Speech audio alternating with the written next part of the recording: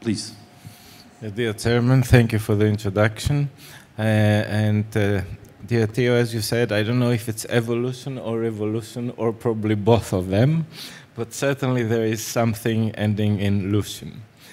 So disclosures and our heart team, and unavoidably my presentation will have a lot of historical references back to the beginning, to the origins of this interventional treatment of aortic stenosis. And as we like to say, everything starts from a Greek. So this started in 1972 from Professor Moulopoulos, the inventor of the intra-aortic balloon pump, who had this idea and this patent application about putting a temporary aortic valve to treat acute aortic regurgitation. So that was a device just positioned above the regurgitating aortic valve for as long as the patient needs to stabilize and to go to surgery. So that was the first attempt to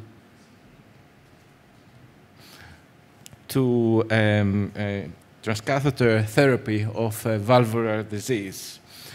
And then we had the Anderson patents about the transcatheter aortic valve that went back in 1995. As you see, that was the patent granted, but obviously the idea was earlier than that, and that was the initial design and drawing of this prototype, not very different from what we saw later.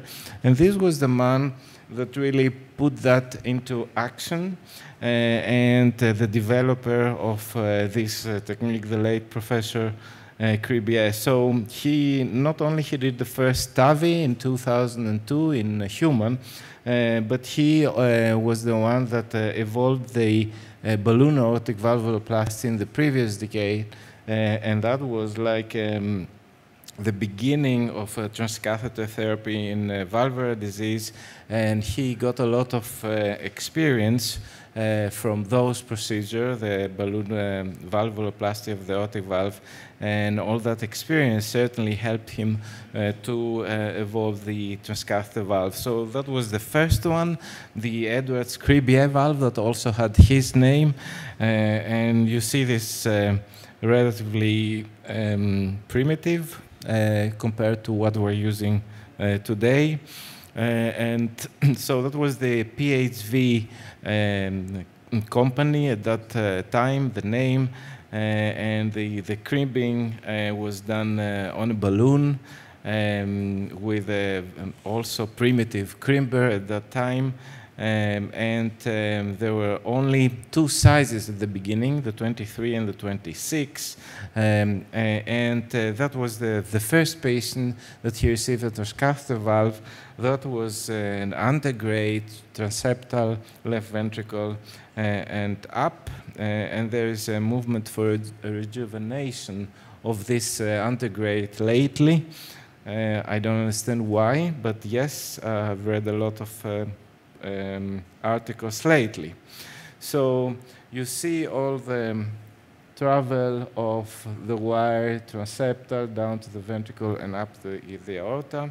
But this was the man who really made this procedure for everybody, because the transeptal and the antegrade will be just for very few, very capable and very skillful cardiologists. But John Webb had the idea to go there retrogradely from the femoral vein, and that made this procedure very appealing and very easily trainable to the mass, to the majority of the cardiologists. So he used this flex catheter to go around the aortic arch, and the same valve crimped on the balloon.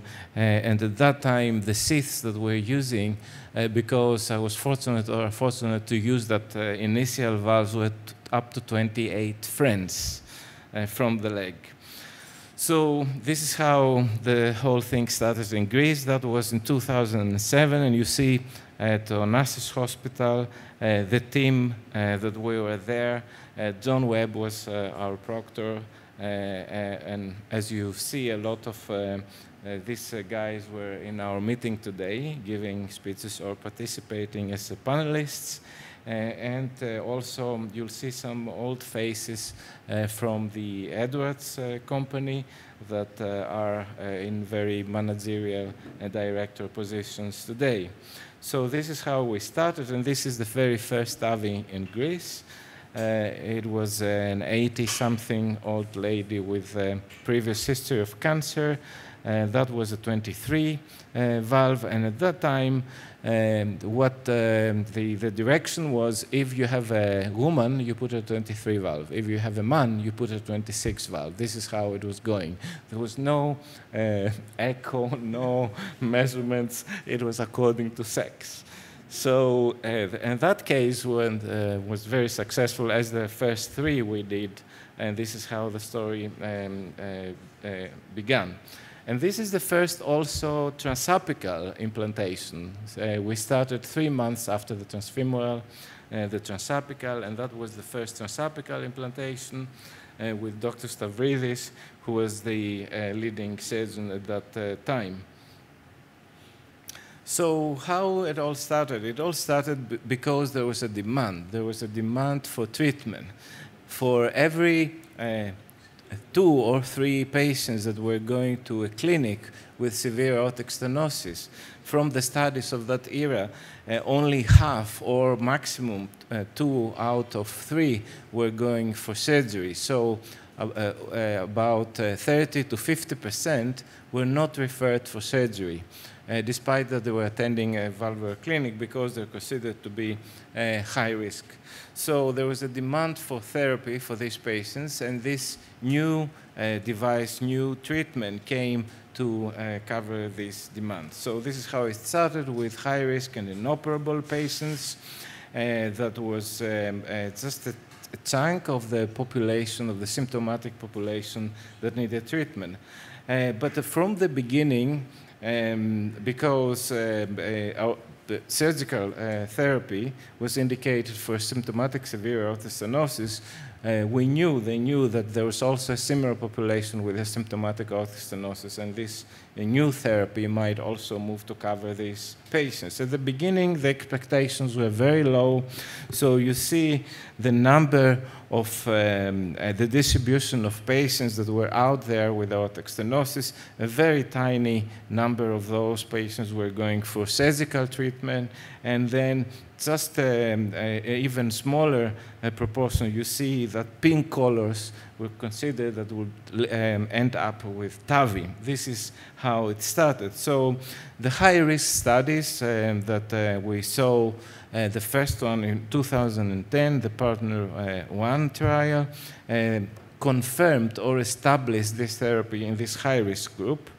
and there were many of them. So I don't think there is any other therapy that is so well-founded and confirmed and by randomized trials in interventional medicine. Probably stents, yes, but this is after stents.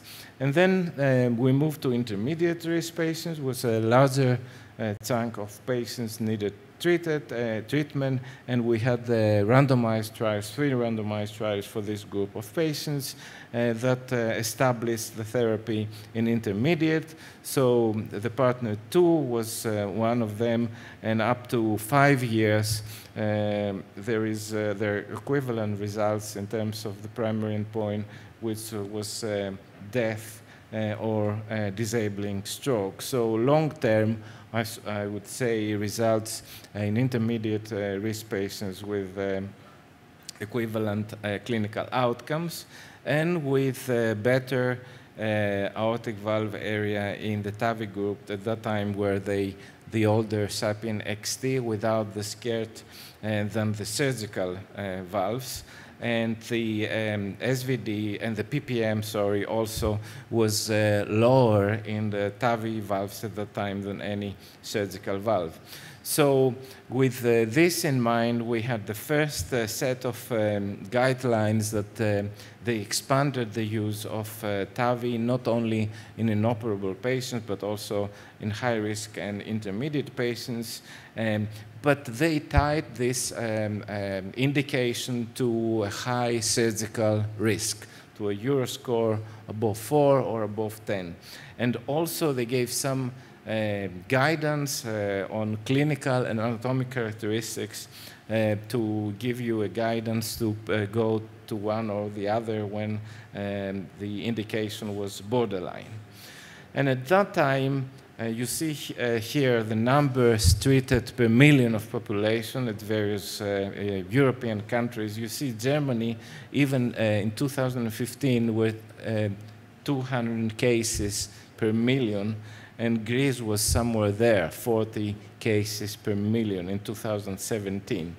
So then we had the low-risk trials that were already started recruiting patients in 2014, and this was the bigger, of course, proportion of patients that were going for surgical therapy. And TAVI, with the results of these trials, expanded also to cover this population. So the two most larger trials were the PARTNER 3, that randomized low-risk patients to TAVR or surgery, and we now have 5 years outcome, the vital stage of sweep, the real results. There is no difference to 5 years on heart, clinical endpoints, death, and disabling stroke. Here, there is no difference in the aortic valve area between the sapien valve and the surgical valves. And the probable explanation for this, because I was working at that era, is that we had the SAPIEN 3, that was the first SAPIEN that had a skirt. So we had very good results, very low paravalvular leaks, and that's why we're not pushing the limits to overstretch. So we started becoming lazy because we had good results, so we didn't really went to the nominal volume or even higher, and that is my explanation why there was no difference in this study, because it's the only study that there was no difference. And patient prosthesis mismatch, there was no difference in this study, and SVD to 5 years, also there's no difference in this study. And also biventricular failure, bioprosthetic valve failure.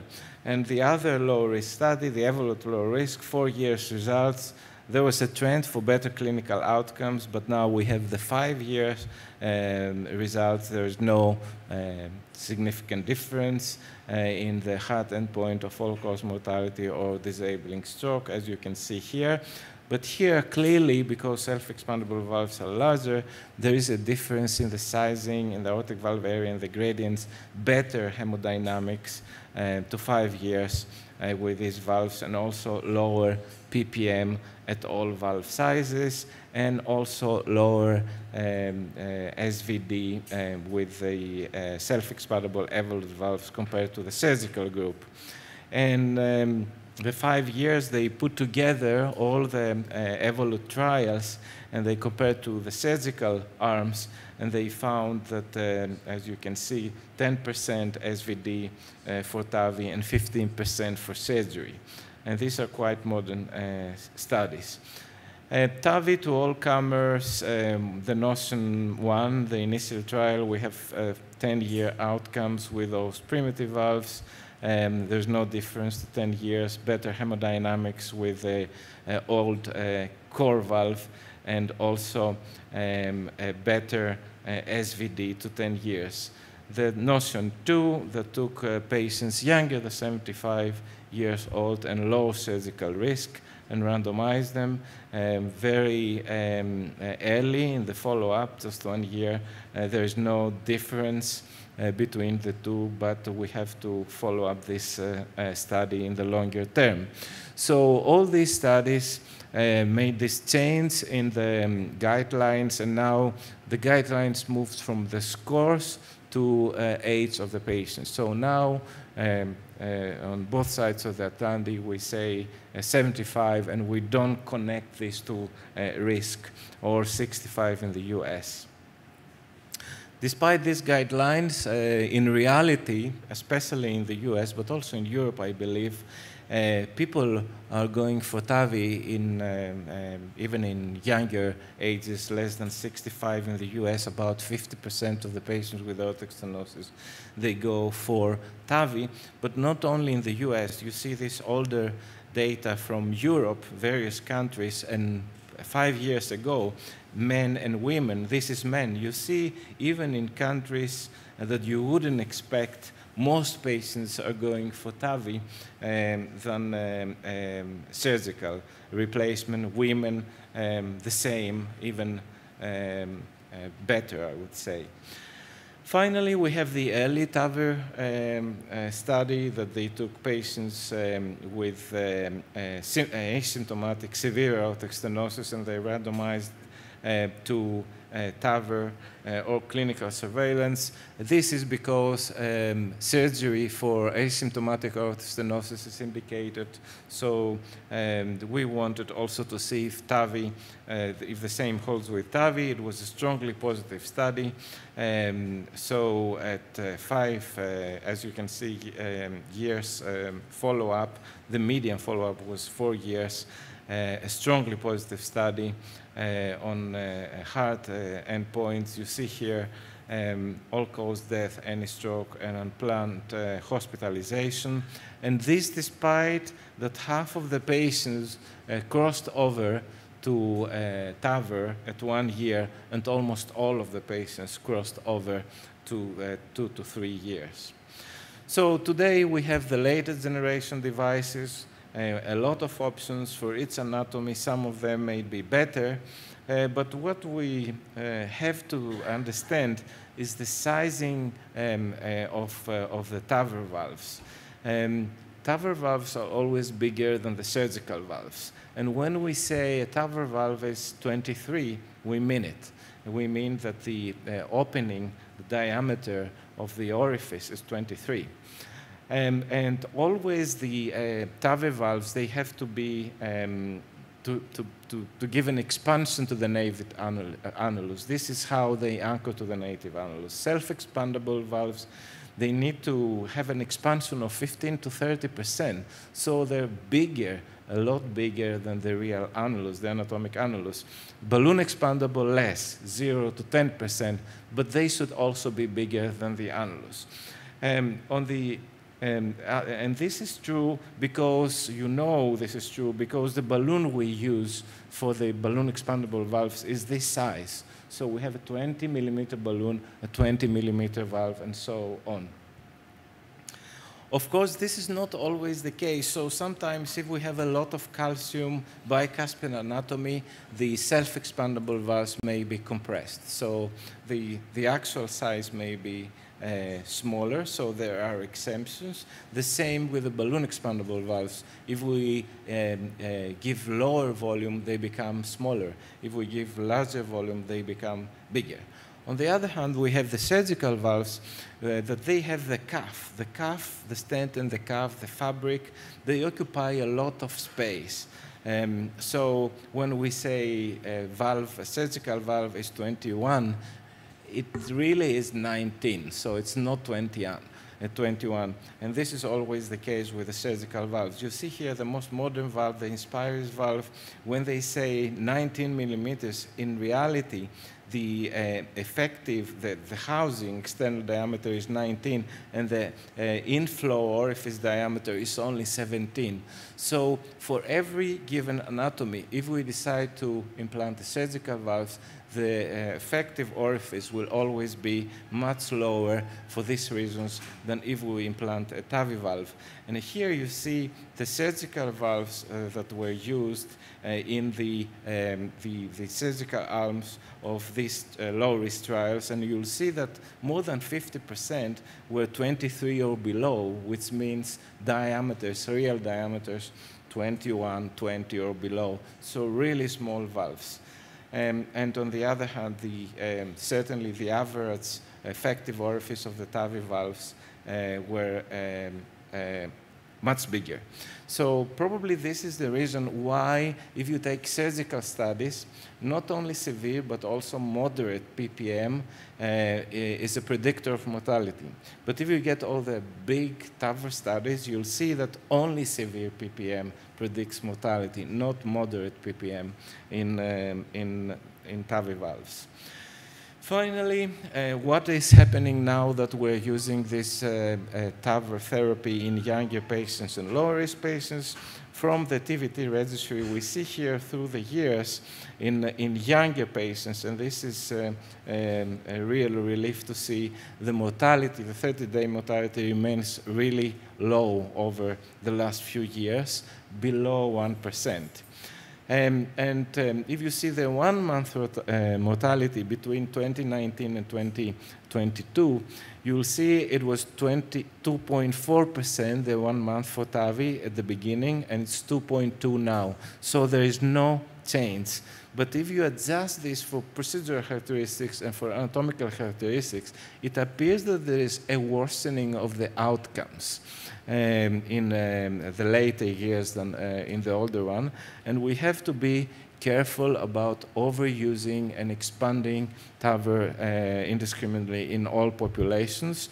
Of course, in this study, they found that if they exclude younger, newer centers, low-volume centers, and other subgroups, this finding went away, but it's something that we should keep an eye. And this is also the same for 1 year outcome. You see here also for the TVT registry, you see the 1 year outcome was going better up to 2019, but now after TAVR it started going up. So we have to be careful which patients we select and not generalize indiscriminately. And I think I will stop here. I had this about TAVR, but I don't think now is the time to discuss about it. Thank you very much. Thank you. Thank you very much for the excellent speech about the revolution of the TAVI therapies. There are a lot of questions to be discussed, maybe, but everybody is tomorrow. Very tired. Tomorrow maybe it's tomorrow, a full day, so we'll have another day. So now that we're done, we can all go together. It's a walking distance from here. It's a nice